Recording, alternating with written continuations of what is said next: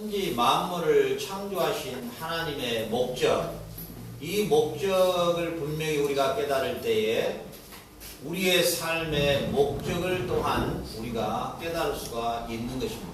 그래서 우리의 생에 있어서 하나님이 우리 인간을 왜 창조하셨는가, 그리고 하나님께서 이 세상 만물을 왜 창조하셨는가에 대한 것을 우리가 깨달을 때에 진정으로 우리 삶의 목적도, 우리 삶의 생각도, 오늘 하루의 삶의 의미도 완전하게 달라진다고 하는 사실입니다.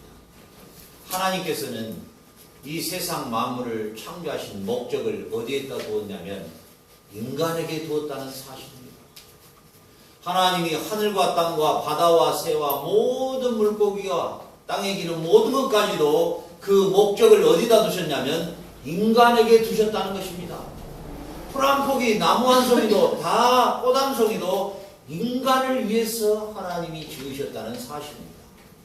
여러분, 아이를 놓기 1년 전부터, 아니 빠른 사람은 2년 전부터 아기의 모든 용품을 준비한다고 합니다. 저의 큰딸 같은 경우도 아이가 아직 태어나지도 않았는데도 아이에게 시킬 신발, 양발, 이런 것들을 준비하더라고요.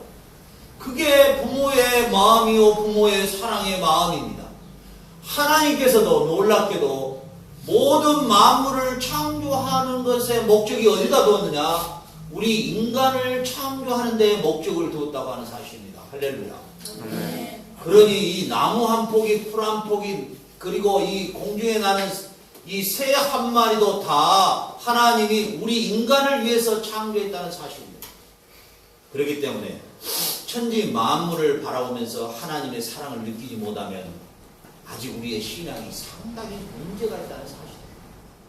하나님께서 우리 인간을 위해서, 우리 인간의 기쁨을 위해서, 우리 사람에게 기쁨을 주고 우리 사람에게 행복함을 주기 위해서 하나님께서 모든 피조 만물을 창조했다는 사실입니다. 오늘 이 교회에 있는 이 꽃 한 송이, 오늘 이 교회에 있는 화분 하나, 이거 다 누구를 위해서 준비했을까요?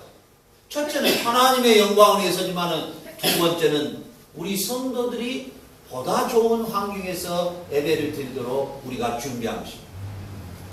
그와처럼 우리 하나님께서 이 세상 만물을 창조하신 목적을 바로 우리 인간에게 두셨다는 사실을 여러분 기억하시길 바랍니다. 그런데 하나님께서는 오늘 본문의 말씀을 보니까 하나님의 형상대로, 하나님의 모양대로 인간을 창조했다고 기록되어 있습니다. 우리가 우리의 모양대로 우리가 사람을 만들자, 우리가 우리의 형상대로 사람을 만들자 그랬습니다. 이것은 무슨 말씀입니까? 어떤 피조물에도 이런 말을 하시질 않습니다. 그냥 모든 피조물은 있어라 그러면 있는 것입니다.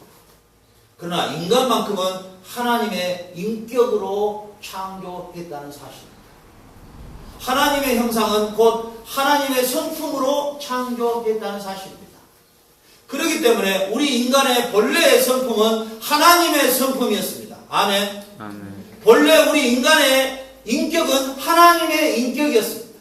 그러나 인간이 타락함으로 말미암아 동물의 인격으로, 차마 눈뜨고 볼 수 없는 추한 인격으로 망가져 버렸다는 사실입니다.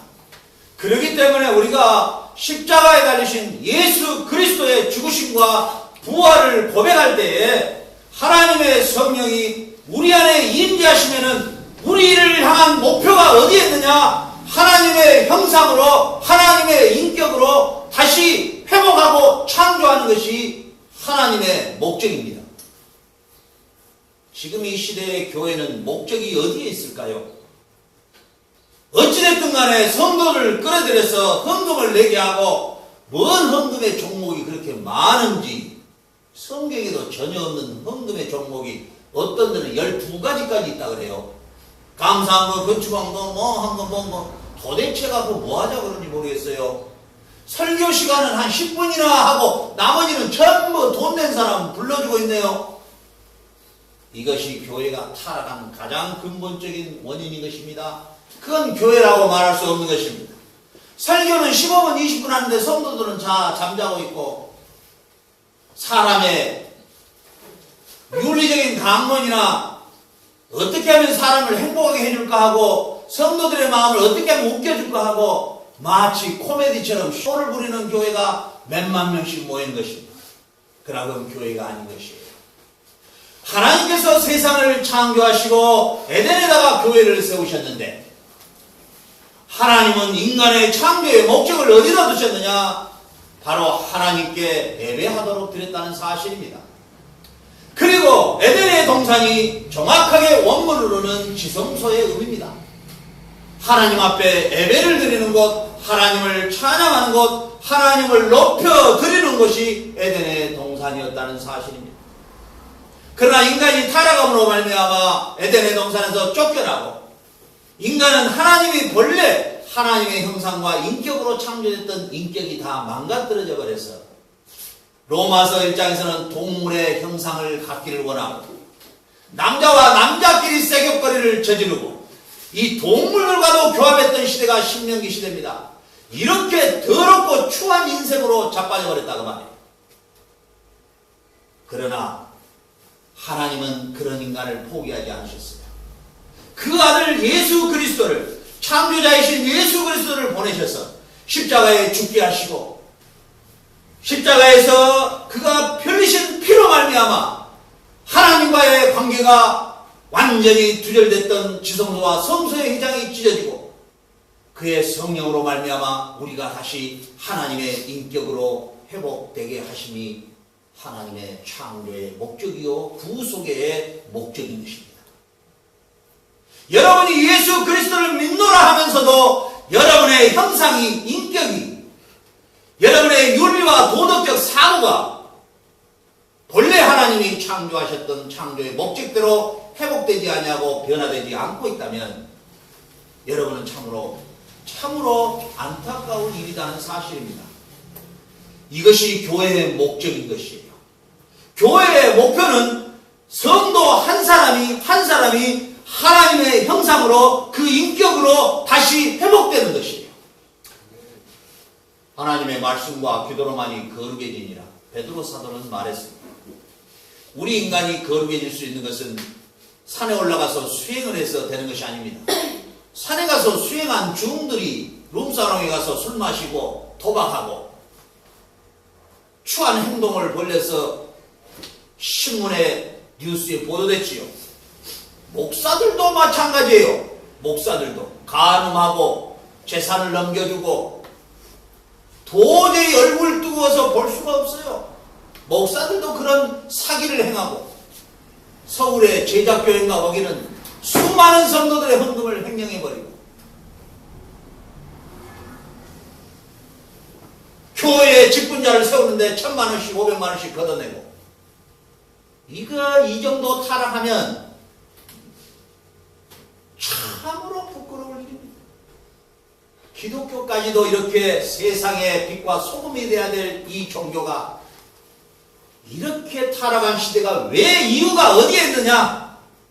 불교는 결코 수행이나 절간에 들어가서 산속에 가서 돌을 닦는다고 그 인격이 변화되지 않는 것이기 때문에 그렇다고 저는 봅니다. 그러나 기독교는 왜 기독교가 이렇게 타락하느냐? 교회의 목사가 먼저 교회를 세운 목표, 교회의 목적을 바로 알지 못하기 때문에 교회가 이렇게 타락한 것입니다. 교회의 목표는 헌금을 걷는 데가 목적이 아니고, 건물을 짓는 데가 목적이 아니고, 성도들을 많이 끄집어 모으는 것이 목적이 아니고, 교회의 유일한 목적은 하나님의 형상으로 회복시키는 작업입니다. 여기 있는 여러분들이 한 달, 두 달, 석 달, 1년이 갈 때에 하나님의 형상으로 회복되는 것이 이 교회의 본질이라고 말입니다. 그리고 여러분이 헌금을 하실 때 절대로 아직 세례를 받지 않는 분은 헌금을 내서는 안 됩니다. 그리고 내 신앙 고백이 아직도 모든 것이 다 하나님의 것이요, 이 주인이 하나님이십니다. 그리고 나의 모든 삶이 하나님의 것이다라고 고백이 안 되면 절대로 헌금을 해서는 안 되는 것이에요. 그것은 절간에 가서 연못돈 내는 것이나 점쟁이들 앞에 가서 복채내는 거하고 다를 바가 없는 것이에요.